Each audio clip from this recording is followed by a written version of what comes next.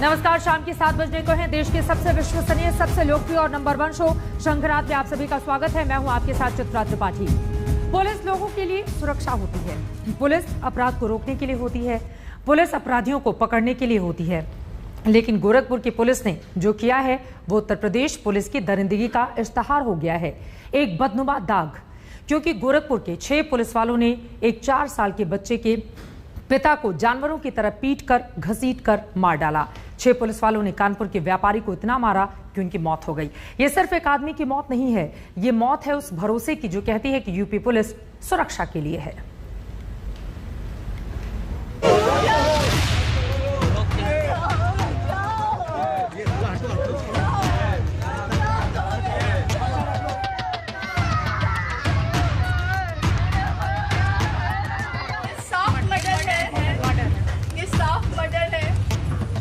Police वालों ने किया है, होटल से सबूत मिटाए गए हैं, मजीद को इंसाफ चाहिए।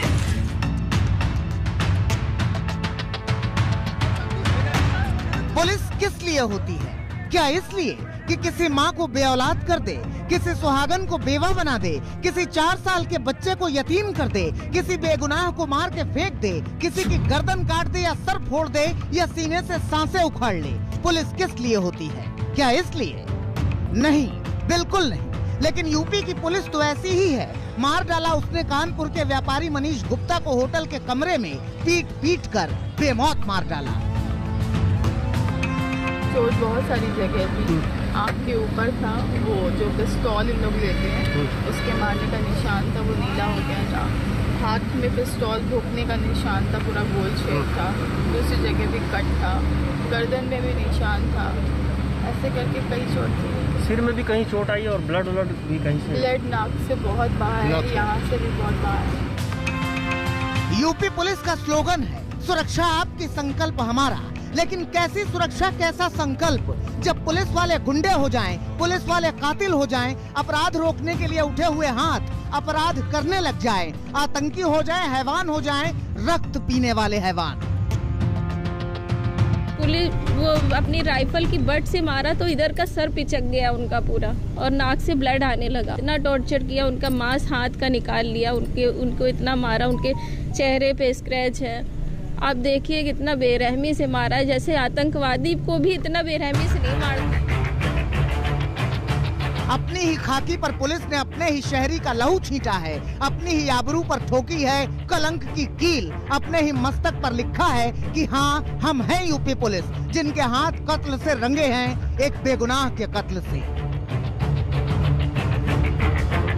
जिस तरह मारा है उन्होंने, वो सही नहीं किया है, बहुत बेरहमी से मारा है। तो मैं ये नहीं चाहती जैसे हर बार मारने के बाद जो सजा मिलती है वो वही सजा हो। बेरहमी से मारा है तो बेरहमी से सजा भी होनी चाहिए। एक हंसते खेलते खुश रहते परिवार में मातम है पुलिस की वजह से। पुलिस वालों ने जिंदगी पर बंदूक का बट मार दिया है। 27 सितंबर को 36 साल के मनीष गुप्ता अपने 2 दोस्तों से मिलने अपने 2 दोस्त अरविंद और प्रदीप के साथ गोरखपुर गए थे। वो रामगढ़ताल में देवरिया बाईपास के इसी कृष्णा पैलेस होटल के कमरा नंबर 512 में ठहरे थे। रात करीब 12:30 बजे का वक्त था।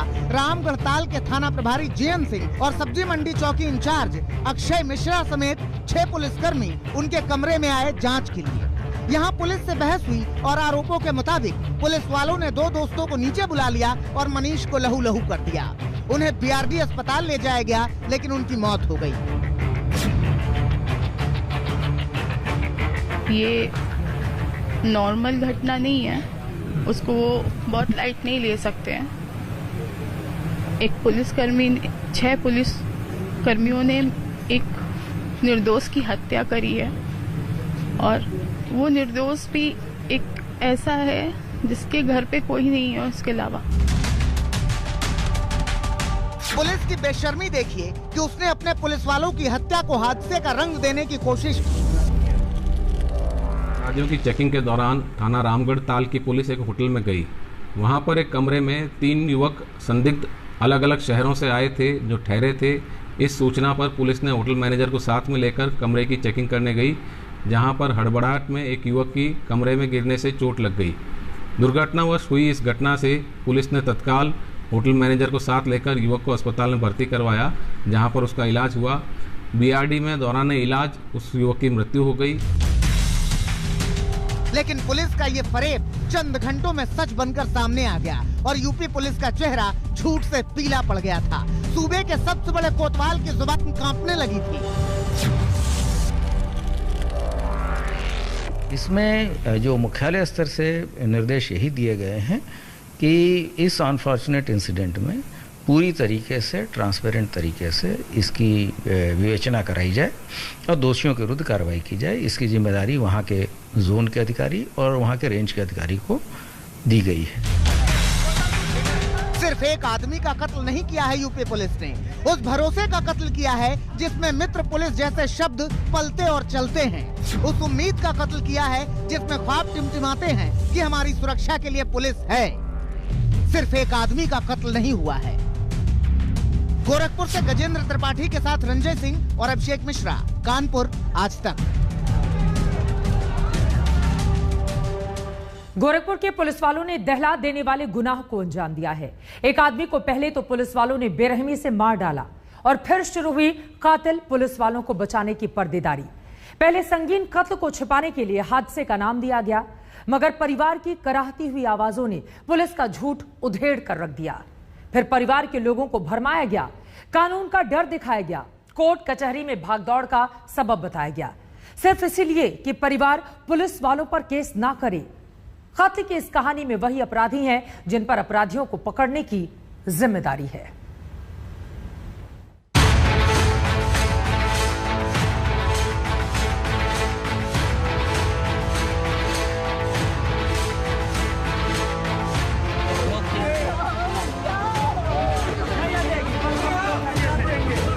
कौन देता है हक पुलिस को गुंडागर्दी करने का? एक बार मुकदमा होने के बाद आपको अंदाजा नहीं है, सालों तक कोर्ट में कौन देता है हक वर्दी के पीछे कत्ल कर देने का? कौन देता है हक धमकाने का, वसूली करने का, किसी की जान ले लेने का? कहां से आती है इतनी ठसक कि वर्दी पहनते ही आदमी आदमी नहीं रहता? जवाब इस वीडियो में है। इस वीडियो को देखिए, क्रोध से कंठ न कांपने लगे तब कहिए। एक बार मुकदमा होने के बाद आपको अंदाजा नहीं है, आपको पता नहीं कि आपको पता नहीं, सालों तक कोर्ट में। जिन पुलिस वालों ने एक आदमी को जानवरों की तरह पीट पीट कर मार डाला, उन्हीं पुलिस वालों को बचाने के लिए दूसरे अधिकारी पीड़ितों को डराते हैं, धमकाते हैं, कानून का डर दिखाते हैं। एक बार मुकदमा होने के बाद आपको अंदाजा नहीं है, मुझे पता नहीं कि आपको पता नहीं कि सालों तक कोर्ट में। ये है कि उनका पहले से तो कोई झगड़ा था नहीं, वो गए थे वर्दी पहन के गए। क्यों हुआ है? इसीलिए हम आपकी बात सुबह से सुन रहे हैं। मैडम ने मुझे कहा कि आप मुझे नोटिस कर दीजिए, मैंने कर दिया, और तब तक बहाल नहीं होंगे जब तक उनको क्लीन चिट ना मिल जाए। नौकरी में बाहर मुझे नौकरी उनकी नहीं चाहिए भैया, मुझे उनको पूरी तरीके से नौकरी से हटाइए। मुझे या तो मुझे जान के बदले जान चाहिए। आप साफ सीधे। जिस महिला के पति को पुलिस ने घसीट कर मार डाला, उसे कोर्ट कचहरी में भागने दौड़ने का डर दिखाकर गोरखपुर के अधिकारी कहते हैं कि वो केस ही न करें, बल्कि केस से वापस कदम खींच लें। यही समझाया जा रहा है, आईजी डीआईजी आकर सिर्फ यही समझा रहे हैं कि केस वापस ले लो, एफआईआर मत करो, 6 घर बर्बाद हो जाएंगे। जो मेरा घर बर्बाद हो गया भैया, उसका क्या? पुलिस वालों की हैवानियत छिपाने की पुलिस ने बहुत कोशिश की, लेकिन पोस्टमार्टम रिपोर्ट ने सारा सच सामने ला दिया। पोस्टमार्टम रिपोर्ट के मुताबिक मनीष के सिर पर गंभीर चोट आई, जिसके चलते उनकी मौत हुई। मनीष के बदन पर कुल 4 निशान थे। दाएं हाथ की कलाई पर डंडे के निशान थे, सिर और चेहरे पर चोट थी। इसके अलावा बाईं आंख पर भी चोट थी। पुलिस को पूरा भरोसा था कि मामले को दबा ले जाएंगे, खाकी के दाग को छिपा ले जाएंगे, लेकिन कराहती हुई आवाजों ने झूठ के सीने में सुराख कर दिया।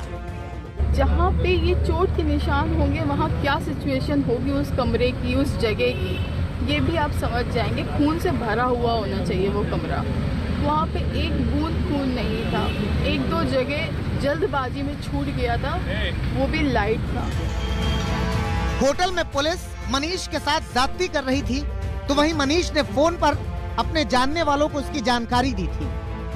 मामा ने मुझे जब फ़ोन मिलाया, उन्होंने ये मुझसे बोला कि बेटा कुछ पुलिस वाले आए हैं, मुझे थाने लेकर के जा रहे, मेरे साथ जोर जबरदस्ती कर रहे हैं, बदतमीजी कर रहे हैं, अब तुम देख लेना। हमने ठीक है, मैं कप्तान से बात कर रहा हूँ। कप्तान साहब का फ़ोन हाथ में नहीं लगा। उसके बाद उनका फ़ोन नहीं हुआ। घर के लिए मैं आ रहा था, रास्ते में मेरे पास अक्षय कुमार मिश्रा था, चौकी इंचार्ज फल मंडी के, फ़ोन आया मेरे पास। तो फ़ोन नहीं कटा, उन्होंने कुछ बदतमीजी से उन लोगों से बात किया, तो मुझे लगा कि कुछ गलत हो रहा है। मैं गाड़ी बैक किया और वापस आ रहा था। रास्ते में मैं अपने दोस्तों के पास कॉल करने लगा, लेकिन दोस्तों का कॉल नहीं लगा। जब पुलिस की पोल खुलनी शुरू हुई तो सरकार एक्शन में आई। 2 कमेटियों का गठन किया गया। पहली कमेटी गोरखपुर केस में शामिल पुलिस वालों के पुराने रिकॉर्ड को खंगालेगी और दोषी होने पर एक्शन लेगी। दूसरी कमेटी यूपी के सभी दागी पुलिस वालों की जांच करेगी। 6 पुलिस वालों को सस्पेंड कर दिया गया है, लेकिन देखिए 6 के 6 पुलिस वाले फरार हैं और खाकी ही अब खाकी की तलाश में जुटी हुई है। एक बार मुकदमा होने के बाद आपको अंदाजा नहीं है, आपको पता नहीं, आपको पता नहीं, सालों तक कोर्ट में। गोरखपुर से गजेंद्र त्रिपाठी के साथ रंजय सिंह और अभिषेक मिश्रा, कानपुर, आज तक। इधर यूपी पुलिस पर गंभीर सवाल है, तो उधर इसी कत्ल के मसले पर सियासत जोरदार है। इल्जाम गोरखपुर की पुलिस पर लगा है, इसीलिए विपक्षियों को योगी सरकार पर निशाना साधने का जोरदार मौका मिला है। अखिलेश यादव तो सुबह सुबह ही पीड़ित परिवार से मिलने उनके घर पहुंच गए। प्रियंका गांधी ने मृतक की पत्नी से फोन पर बात की और अंत में पीड़ित परिवार मुख्यमंत्री से मिला। इस कत्ल पर यूपी की सियासत पहले से ज्यादा तल्ख हो गई है।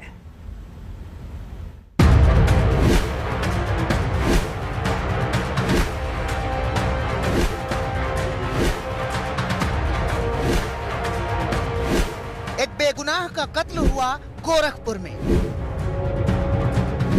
एक परिवार बर्बाद हुआ गोरखपुर में। यूपी पुलिस पर बदनुमा दाग लगा गोरखपुर में।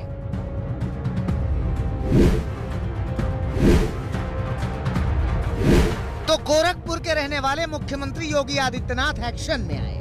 कानपुर में योगी आदित्यनाथ ने पीड़ित परिवार से मुलाकात की।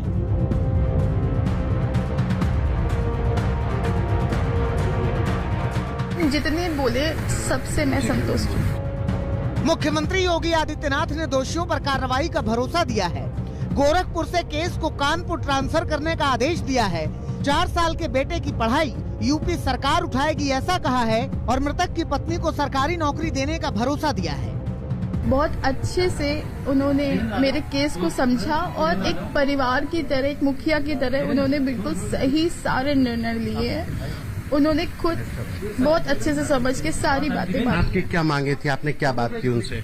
मैंने जॉब के लिए कहा था, बच्चे के लिए कहा था और सीबीआई जज के लिए कहा था। इतना ही कहा। उन्होंने अपने मन से केस ट्रांसफर के लिए भी बोल दिया। कहाँ पे केस ट्रांसफर? नहीं, कानपुर।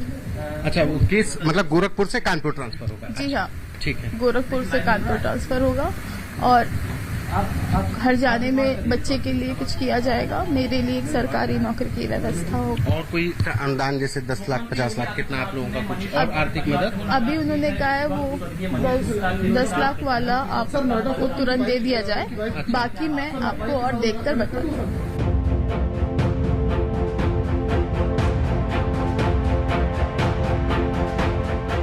मगर यूपी पुलिस ने कत्ल का जो कलंक रचा है, उसने उत्तर प्रदेश के सियासत में खलबली मचा दी है।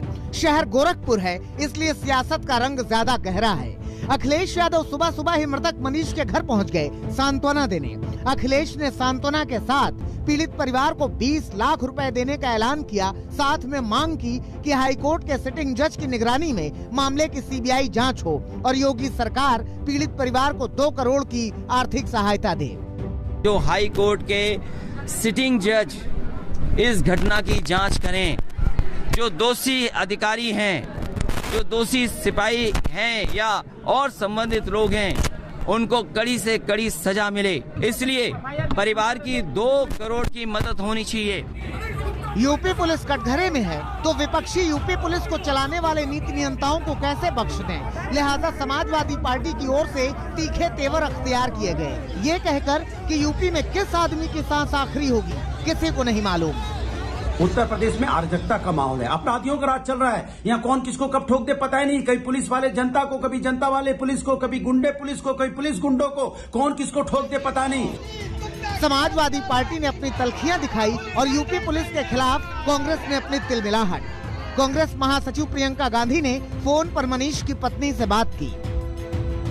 राहुल गांधी ने भी ट्वीट कर मनीष के परिवार को न्याय दिलाने का भरोसा दिया। मायावती ने मामले की सीबीआई जांच की मांग की तो उत्तर प्रदेश की सियासत में एंट्री कर रही आम आदमी पार्टी ने भी लॉ एंड ऑर्डर पर सवालिया निशान खड़े किए। उत्तर प्रदेश की कानून व्यवस्था जिस तरह से व्यापारियों की सरेआम पुलिस की गुंडागर्दी से, प्रशासन की मिलीभगत से हत्या कर दी जा रही है, उससे समझ में आ रहा है कि उत्तर प्रदेश कानून और व्यवस्था नहीं बल्कि कानून और व्यवस्था के खराब होने में नंबर 1 पर है। अब मुद्दे पर जोरदार सियासत है, लेकिन सियासत से बहुत पहले इंसाफ की आस है और बहुत सारे सवाल हैं कि अपने ही थाने से फरार पुलिस वालों को अपने ही थाने की पुलिस क्या पकड़ पाएगी। दहला देने वाले गुनाह के आरोप में क्या पुलिस वाले बर्खास्त किए जाएंगे। यूपी पुलिस के दोषी पुलिस वाले कत्ल के इल्जाम में क्या जेल जाएंगे। गोरखपुर से गजेंद्र त्रिपाठी के साथ रंजय सिंह और अभिषेक मिश्रा, कानपुर, आज तक।